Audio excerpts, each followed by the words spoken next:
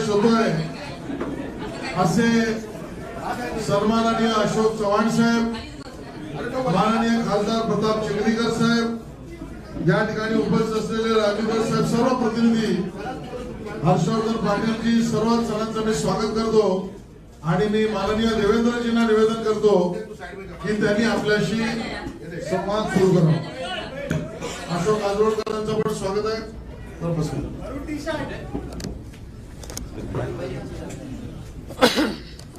माननीय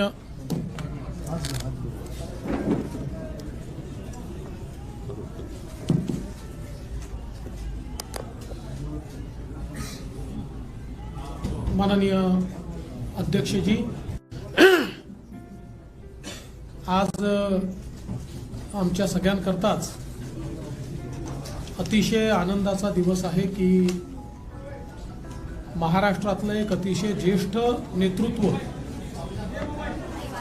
अनेक वर्ष महाराष्ट्र विधानसभा, देशाची लोकसभा ज्यांनी गाजवली, या गिरीश भाऊ इकडे आहे मागे.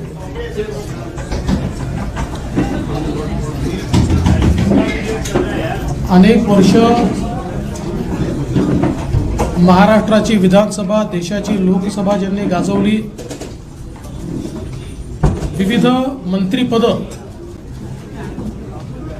ज्यांनी भूषविली आणि 2 वेळा महाराष्ट्र राज्याचे मुख्यमंत्री म्हणून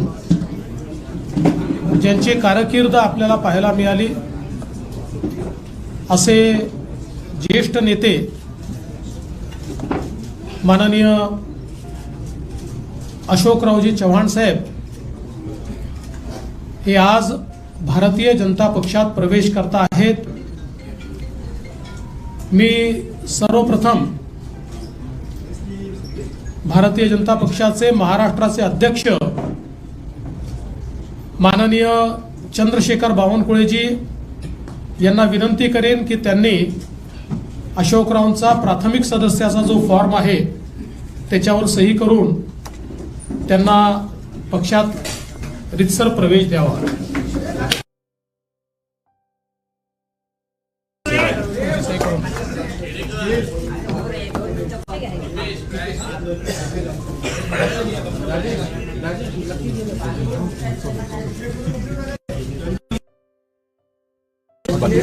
डोनेशन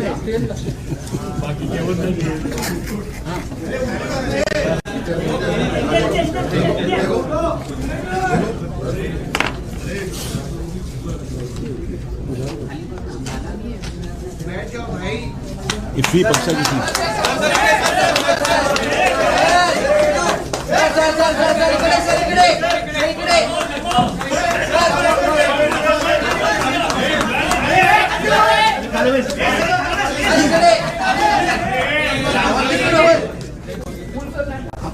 तुम्ही मध्ये आणा अशोकराव. नाही हे प्रवेश करा.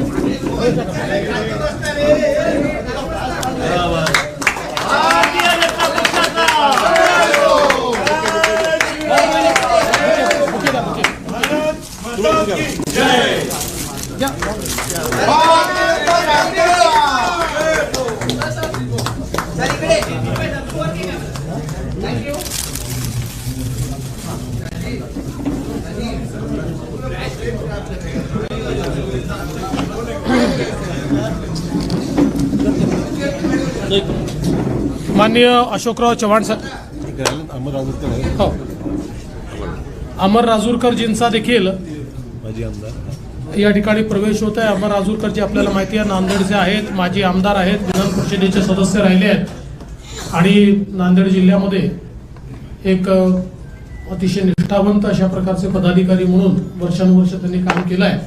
त्यांचा देखील या ठिकाणी प्रवेश होतोय.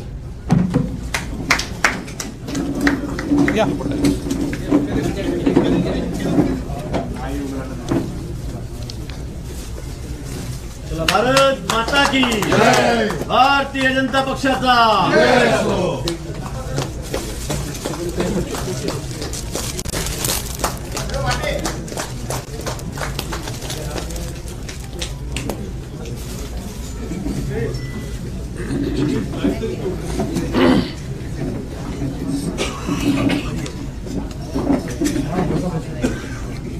सर्वप्रथम मी भारतीय जनता पक्षामध्ये माननीय अशोकराव चव्हाण साहेब, अमर राजूरकरजी यांचं मनपूर्वक स्वागत करतो आणि निश्चितच त्यांच्यासारख्या ज्येष्ठ नेत्याच्या प्रवेशामुळे महाराष्ट्रामध्ये भारतीय जनता पक्षाची आणि महायुतीची शक्ती ही भक्कम झाली आहे, ती वाढली आहे, याबद्दल आमच्या कोणाच्याही मनात शंका नाही. आज आपण पाहतोय की देशभरामध्ये माननीय प्रधानमंत्री मोदीजी यांनी ज्या प्रकारे भारताला विकसित करण्याचं स्वप्न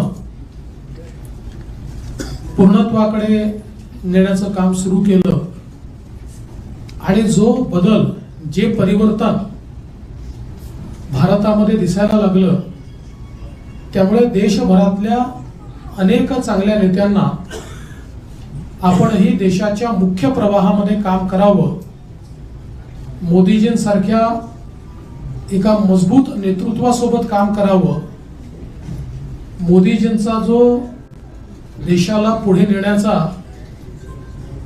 हा प्रयत्न आहे, या प्रयत्नामध्ये आपणही वाटा उचलावा, अशा प्रकारचा विचार अनेक नेत्यांमध्ये त्या ठिकाणी आला आणि त्यातलं एक प्रमुख नेतृत्व म्हणून माननीय अशोकराव चव्हाणांकडे आपण बघू शकतो. अशोकरावांनी भारतीय जनता पक्षामध्ये बिनशर्त प्रवेश केला. त्यांनी केवळ एवढंच सांगितलं की विकासाच्या मुख्य धारेमध्ये योगदान देण्याची संधी मला द्या, बाकी मला पदाची कुठलीही अपेक्षा नाही, लालसा नाही. आणि आम्हाला अतिशय आनंद आहे. आज खरं म्हणजे त्यांचा प्रवेश झालाय, अमर राजूरकरजींचा प्रवेश झालाय, पण लवकरच हजारो कार्यकर्ते आणि नेते यांच्या प्रवेशाचा कार्यक्रम देखील आम्ही निश्चितपणे आयोजित करू. महाराष्ट्रामध्ये येत्या लोकसभेच्या निवडणुकीमध्ये त्यांच्या प्रवेशामुळे महाराष्ट्रात आणि विशेषतः मराठवाड्यात आमच्या महायुतीला एक विशेष बळ मिळेल आणि आम्हाला निश्चित त्याचा फायदा होईल, हा मला विश्वास आहे.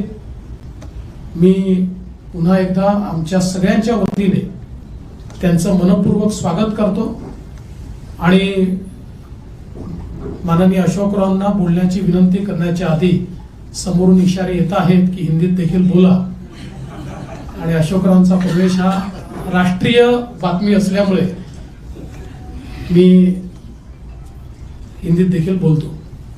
आज हम सभी के लिए बहुत हर्ष की बात है कि महाराष्ट्र के एक बड़े ही कद्दावर नेता, जो कई बार महाराष्ट्र की विधानसभा में, देश की लोकसभा में चुनकर आए, अलग अलग विभागों के मंत्री के रूप में काम किया, महाराष्ट्र में 2 बार मुख्यमंत्री के रूप में काम किया, ऐसे अशोकराव जी चव्हाण साहब, इन्होंने भारतीय जनता पार्टी में प्रवेश किया है.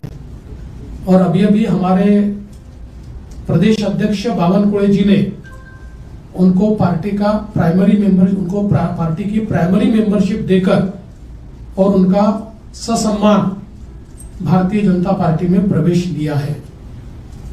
हमारे लिए बहुत हर्ष की बात है, क्योंकि आज हम सभी लोग देखते हैं कि पूरे देश में मोदी जी ने जिस प्रकार का विकास का कार्य किया है और जिस प्रकार से भारत का चेहरा और चित्र बदला है, इससे प्रभावित होकर कई पार्टियों के बड़े बड़े नेता जो है, इनको भी ये लगता है कि देश की इस विकास की राह में हम भी मोदी जी के साथ अपना योगदान दें.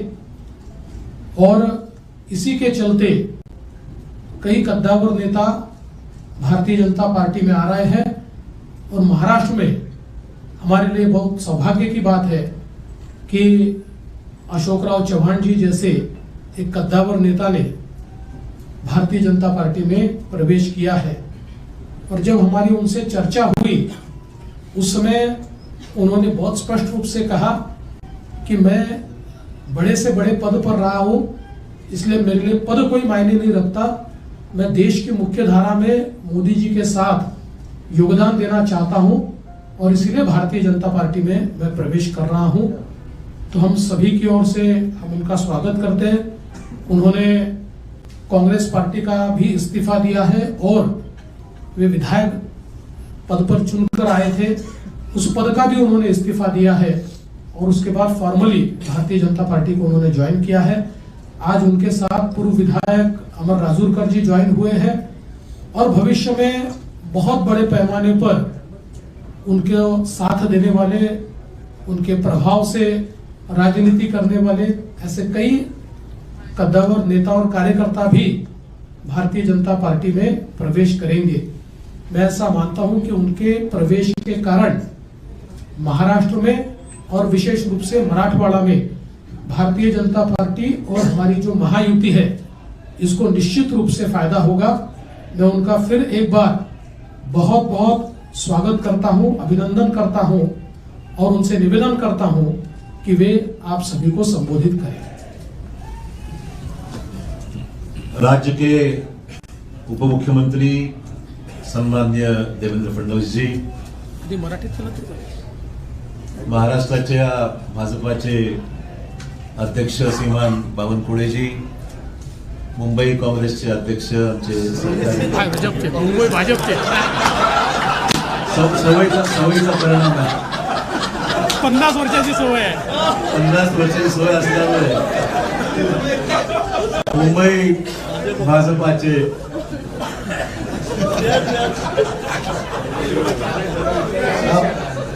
पहिली प्रेस कॉन्फरन्स भाजपाच्या कार्यालयामध्ये माझी होत आहे, तेवढं थोडंसं मला एक्सक्यूज करा, आज पहिलाच दिवस आहे।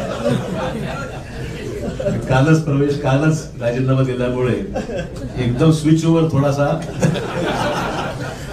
परंतु आमचे मित्र भाजपाचे मुंबईचे अध्यक्ष आशिष शेलारजी, खासदार प्रताप पाटील, आमचे पालकमंत्री गिरीश महाजन, लातूरचे आमचे खासदारजी, ज्यांनी आमचे या ठिकाणी उपस्थित असलेले अमर राजूरकरजी आणि सर्व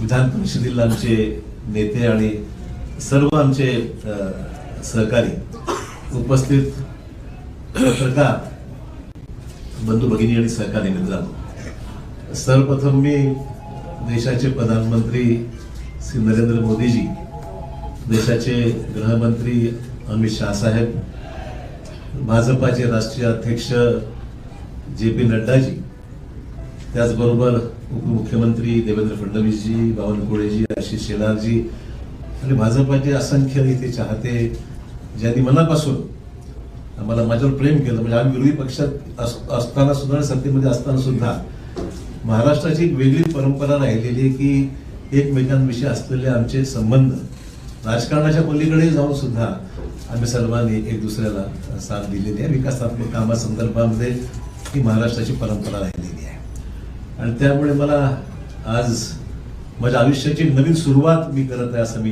निश्चित म्हणेन। इतके वर्ष मी गेल्या 38 वर्षाचा माझा हा राजकीय प्रवास हा मी आज बदल करत आहे आणि त्यातून आज भारतीय जनता पक्षाच्या या पक्षामध्ये प्रवेश करत आहेत। प्रधानमंत्री नरेंद्र मोदी यांच्या नेतृत्वाखाली त्यांची ती स्फूर्ती घेऊन, त्यांची प्रेरणा घेऊन या देशामध्ये राज्यामध्ये चांगलं काम करता आलं पाहिजे, सकारात्मक भूमिका घेऊन पुढील वाटचाल आपल्याला करता आली पाहिजे आणि राज्याच्या देशाच्या प्रगतीमध्ये आपला हात आपण निश्चित योगदान दिलं पाहिजे। या प्रामाणिक भूमिकेतून मी आज या ठिकाणी आज पक्षामध्ये प्रवेश करत आहे। मला निश्चित सांगितलं पाहिजे की आजवर मी राजकीय क्षेत्रामध्ये, सामाजिक क्षेत्रामध्ये काम करत असताना एक सकारात्मक दृष्टिकोन, डेव्हलपमेंटल ॲटिट्यूड घेऊनच मी नेहमी पुढे राहिलेलो आहे। देवेंद्रजी विरोधी पक्ष नेते होते, मी मुख्यमंत्री होतो, तोही कालावधी त्यांनी अनुभवलेला आहे, मी अनुभवलेला आहे आणि डेव्हलपमेंटल कामामध्ये नेहमी पॉझिटिव्ह भूमिका घेऊन आम्ही दुसऱ्याला साथ मी दिलेली आहे। आणि मलाही सुद्धा मला सांगितलं पाहिजे की विरोधी पक्षात असल्यामुळे सुद्धा कधी असं जाणवलं नाही. ठीक आहे, काही सहकारी तक्रारी होत्या, मान्य करेन, सरसकट सर्वांनाच काही समाधान असं म्हणणार नाही, परंतु न्याय जिल्ह्याला मतदारसंघाला देण्यासंदर्भामध्ये देवेंद्रजींनी निश्चित आमच्यासाठी पॉझिटिव्ह भूमिका नेहमी घेतलेली आहे. असो, त्यामुळे जिथे मी राहिलेलो आहे त्या ठिकाणी मी परस्पर प्रामाणिकपणे काम केलेलं आहे आणि मी आपल्याला ग्वाही देऊ इच्छितो की भाजपामध्ये आज प्रवेश घेत असताना तीच भूमिका घेऊन प्रामाणिकपणे भाजपामध्ये काम करेन. पक्षालाही कसं ताकद मिळेल, आगामी निवडणुकीमध्ये यश जास्तीत जास्त जागेवर महाराष्ट्रामध्ये, देशात मिळेलच, महाराष्ट्रामध्ये सुद्धा कशा पद्धतीने अधिकच्या जागा या भारतीय जनता पक्षाला मिळू शकतील या बाबतीमध्ये निश्चित माझ्याकडून जो माझा अनुभव आहे, जो प्रयत्न आहे, तो निश्चित माझ्याकडून होणार आहे. हे राजकारण हे एक सेवेचं माध्यम आहे आणि मला वाटतंय की मला कोणावरही व्यक्तिगत टीका टिप्पणी कालही स्पष्ट केलेलं आहे.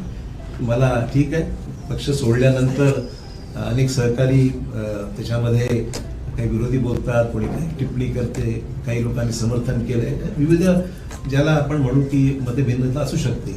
व्यक्तिगत स्वरूपाचे कुठले दोषारोप मी कोणावर केलेले नाही, करणार नाही. मी आजपासूनच इथे पॉझिटिव्ह कामाला लागलेलो आहे. मला बावनकुळेजींनी आताच पावती दिलेली आहे पक्ष प्रवेशाची आणि त्यांना मी पैसे देऊन सुद्धा, म्हणजे उधार ठेवलेलं नाही, जी काही फीज आहे ती त्यांना मी पक्ष प्रवेशाची त्या ठिकाणी दिलेली आहे.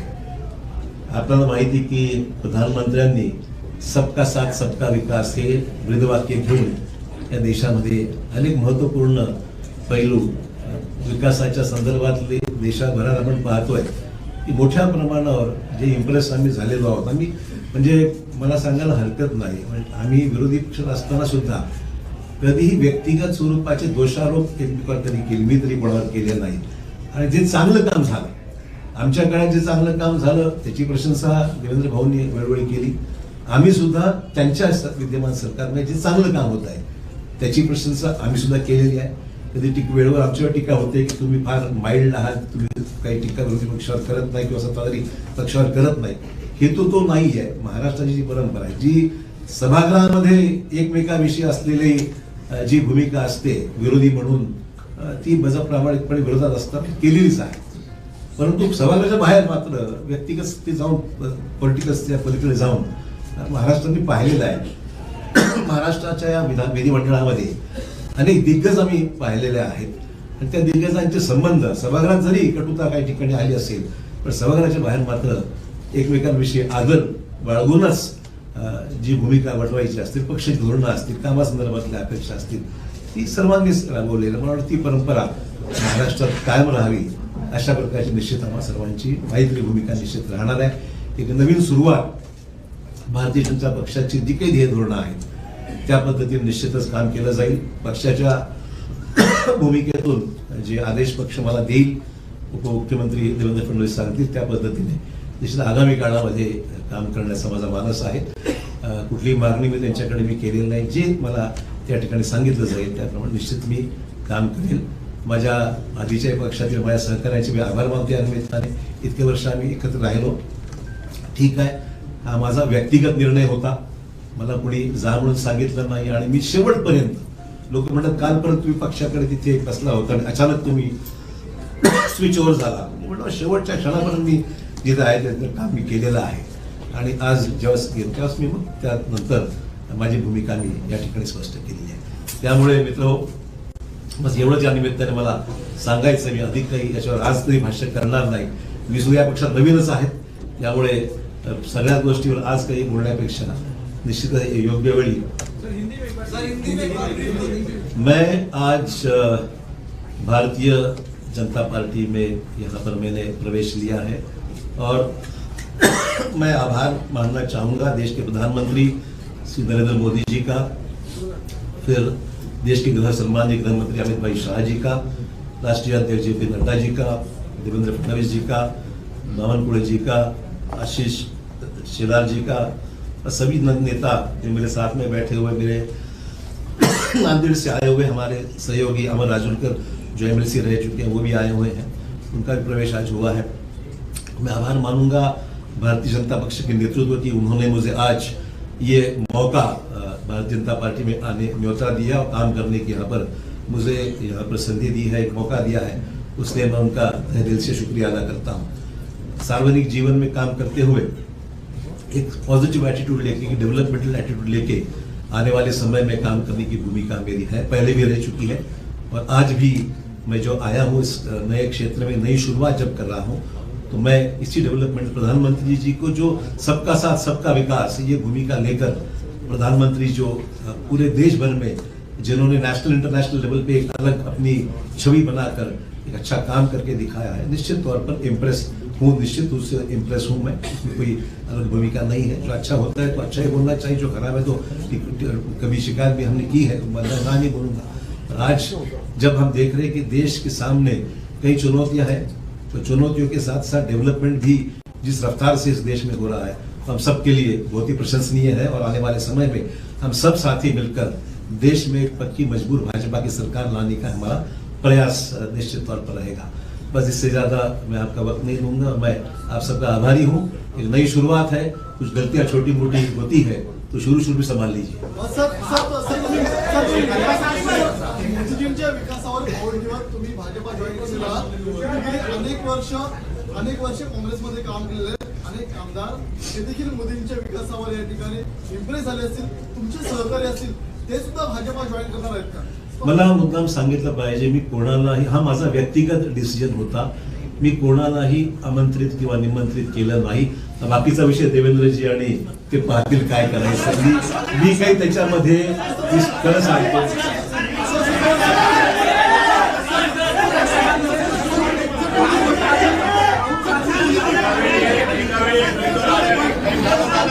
अरे बाबा, हॅलो, अरे शांतपणे असं तुम्ही तुमच्यापैकी कोण काय बोलतोय आम्हाला काही लक्षात येत नाही।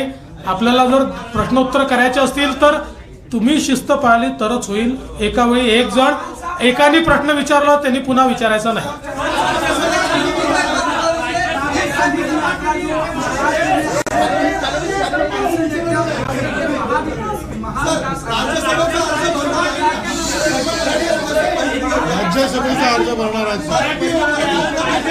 असं आहे की राज्यसभेचे अर्ज कोण भरतील कोण भरणार नाही याचा निर्णय केंद्रीय भारतीय जनता पार्टी करते। केंद्रीय भारतीय जनता पार्टी राज्यसभेच्या आमच्या उमेदवारांची घोषणा करेल, ती केल्यावर तुम्हाला समजेल। आप उसको देखेंगे और खासकर महाविकास आघाड़ी लगातार कोशिश कर रही है बीजेपी को महाराष्ट्र के भीतर रोकने के लिए, जो मिशन 45 का बीजेपी ने टारगेट लिया, उसको कैसे देखते? देखिए, चुनाव जब करीब आता है तो स्वाभाविक है कि हम उनसे कोई कोऑपरेशन भी तो नहीं कर सकते हैं। ये राजनीतिक जंग है, जंग में उतरने के बाद सब जायज है, वो कोशिश करेंगे, हम भी कोशिश करेंगे। तो मुझे लगता है इसमें कोई नई बात है कि जंग शुरू है, हम भी लड़ेंगे, वो भी लड़ेंगे। आपने कहा कि आपका ये व्यक्तिगत निर्णय है, आपने आखिर तक अच्छे से काम किया है, लेकिन ऐसे बहुत से लोग हैं जो चाहते हैं कि विकास के राह पर आगे जाए, मोदी जी के साथ बढ़ाए, मेन स्ट्रीम में आए। क्या ऐसे लोगों को आप कहना चाहेंगे कि भाई? देखिए, पहला ही दिन है, मेरे पर गूगली इतनी मत डालिए आप। मैं इतना ही कहना चाहूंगा, ये काम जो है प्रदेश अध्यक्ष जी बावनकुळे जी बहुत जोर से कर रहे हैं और देवेंद्र जी का भी उनको साथ है। उन्होंने कभी उनको जरूरत पड़ी तो मैं उनको कुछ गाइड कर सकता हूं। मैं इसका जवाब इतना ही देता हूं कि अशोक राव की मदद कहाँ लेनी है हमको पक्का पता है, हम उचित जगह उनकी मदद लेंगे, आप चिंता मत करिए।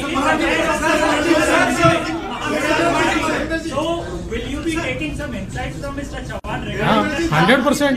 देखिए, उनका केवल महाविकास आघाड़ी नहीं, उनका एक प्रदीर्घ अनुभव रहा है, तो उनके अनुभव का, यानी पॉलिटिकल अनुभव का भी और एडमिनिस्ट्रेटिव अनुभव का भी फायदा लेंगे।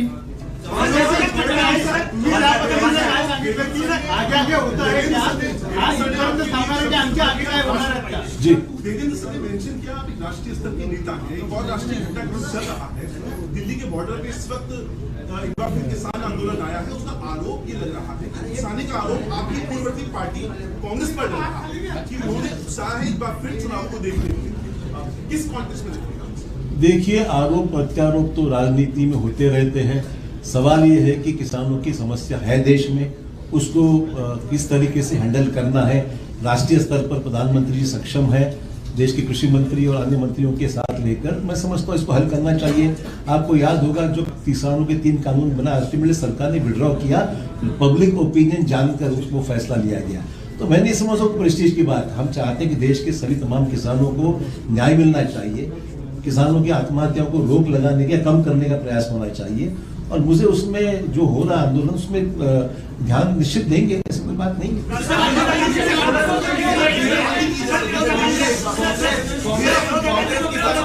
कांग्रेस किसानों को गुमराह कर रही है।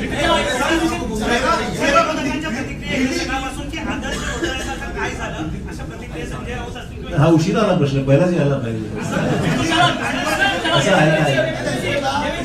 अरे भाई जवाब तो सुनो यार, आप एक आदमी प्रश्न पूछते हो और जवाब भी सुनते नहीं हो। असं आहे, हा प्रश्न हायकोर्टामध्ये आमच्या बाजूने निकाल लागलेला आहे, अपीलमध्ये काही एजन्सीज गेलेल्या आहेत, ठीक आहे, लिगल प्रोसेस जी आहे ती फॉलो होईल, पण हा एक राजनीतिक ऍक्सिडेंट म्हणावं लागेल, मला एवढं समजायचं आहे। आणि I face enough of that, मला वाटतं की फार काही चिंतेचा विषय वाटत नाही।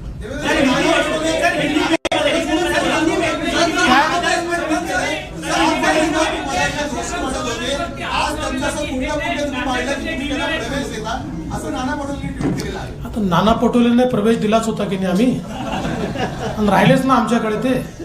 आता त्यांची सवय आहे, ते एका ठिकाणी टिकूच शकत नाही, कुठल्या एका पदावर टिकू शकत नाही। आता त्यांना अध्यक्ष बनवलं होतं ते सोडून गेले, त्यामुळे फार गांभीर्याने ते घेऊ नका ते जे सांगतात।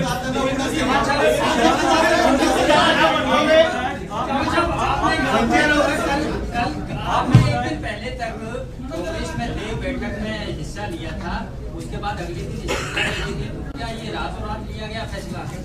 नहीं, जरूरी नहीं ऐसा है कि सोच विचार तो चल ही रहा था, और मैं देख रहा था अच्छा मुहूर्त है आज का, तो उसने कर दिया उसने। ऐसा कोई जरूरी नहीं कि कोई चीज को कोई रीजन देना चाहिए।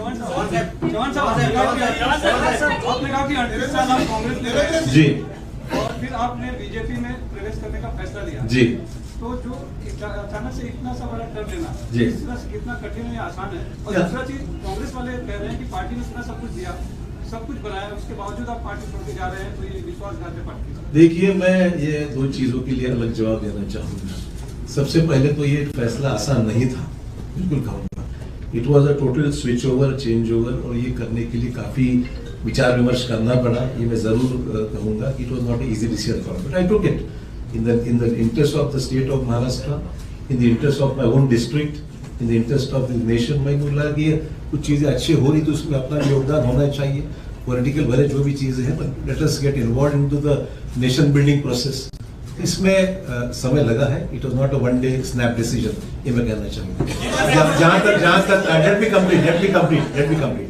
दूसरा इशू है सर, जरूर पार्टी ने मुझे बहुत कुछ दिया, मैं नहीं मना नहीं कर रहा हूँ, पर ये भी सच है मैंने भी पार्टी के लिए बहुत योगदान दिया, जिसके लिए महाराष्ट्र में कांग्रेस पार्टी को निश्चित ताकत मिली, ये भी कोई डिनाई नहीं कर सकता। तो इट वाज नॉट, आई एम नॉट, मतलब ये मैं पर्सनली ऑब्लाइज्ड हूँ पार्टी के लिए, मेरे पार्टी की लीडरशिप के लिए मैं ऑब्लाइज्ड हूँ, बट अचानक अगर तुम मेरे बौछार कोई चीज की करते हो, ये उचित नहीं है। ठीक है, मैंने फैसला किया इंडिविजुअली, मैंने पार्टी को डैमेज करने के लिए कुछ नहीं किया, इट वाज माय ओन पर्सनल डिसीजन, बट मैंने भी पार्टी में मेरा योगदान क्या है मेरी नेशनल पार्टी जानती है। You were not listened to. You were not listened by your center leadership. That is what being said, and the state leadership. You were also unhappy with the state leadership. Let's not talk about what has happened. We are switching on to a new system now, so I think it's better we discuss another system.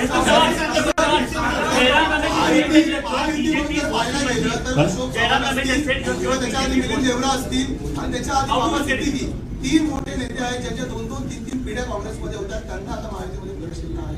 ही परंपरा राखली आहे। दुसरी परंपरा होती विरोधी पक्ष नेते महायुतीमध्ये येण्याची, ती पण कायम राहील या काळात। ते विरोधी पक्ष नेत्यांना तुम्हाला विचारावं लागेल। आमचा काही एक मी स्पष्टपणे सांगतो, आम्ही कुठलंही टार्गेट घेऊन चालत नाही आहे, पण ज्या ठिकाणी आम्हाला असं वाटतं की हे नेते आपल्यासोबत येऊ शकतात आणि त्यांच्या येण्यामुळे पक्षालाही फायदा आहे, राज्यालाही फायदा आहे, अशा अनेक नेत्यांची आमची चर्चा चालू असते। त्यांना जर असं वाटलं की नाही मुख्यधारेमध्ये आपण गेलं पाहिजे, मोदीजींसोबत गेलं पाहिजे, तर आमचा म्युच्युअल त्याच्यात तो विचार फायनल होतो आणि त्याच्यानंतर प्रवेश होतो। तर हे खरंच आहे की अजून काही नेते आमच्यासोबत चर्चेमध्ये आहेत. आमदारांची यादी आहे. नाही असं काही यादी वगैरे हा विषय नाही. नाही असा काही 14 आमदार आणणार आणि ते वगैरे हे आकड्यांमध्ये आम्हाला जायचं नाही. मी एवढंच सांगतो की जमिनीशी जुडलेले जे नेते आमच्यासोबत येतील त्यांचं आम्ही स्वागत करू.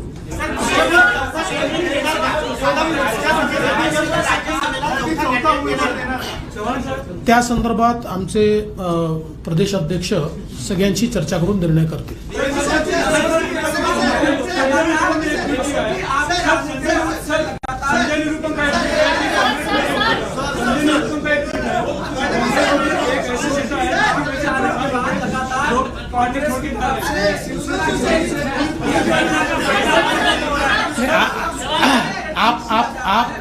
आपने जिनकी बात की मैं उनको अड़चन में नहीं लाना चाहता, पर उनका भी इंतजार है. उनसे हमारी कोई बातचीत नहीं है. पर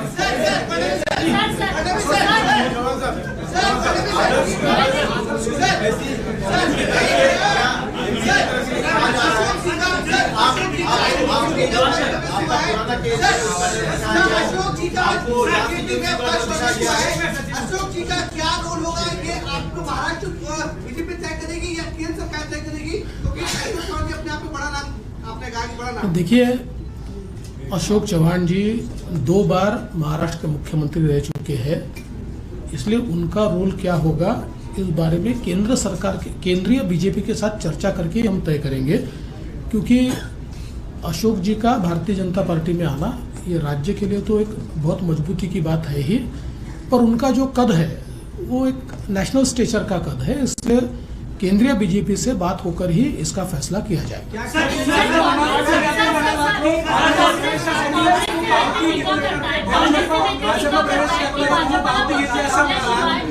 भाजपला पक्ष मोडल्याशिवाय निवडणूक जिंकता येत नाही असं काँग्रेसचे नेत्यांचं म्हणणं. माझा त्यांच्यावर उलटा आरोप असा आहे की त्यांना त्यांचा पक्ष सांभाळता येत नाही, त्यांना त्यांच्या पक्षात नेते सांभाळता येत नाही, त्यांना त्यांच्या पक्षामध्ये मोठ बांधता येत नाही, कारण कोणाचा पायपोस कोणाच्या पायात नाही. आज हे सगळे मोठे नेते इतके वर्षाची त्यांच्या पक्षातली पुण्यही सोडून आमच्यासोबत का येत आहेत, याचं कारण आहे की आज काँग्रेसमध्ये जे वातावरण आहे, आज काँग्रेसमध्ये पार्टी कुठल्या दिशेने चालली आहे हेच कोणाला समजत नाही.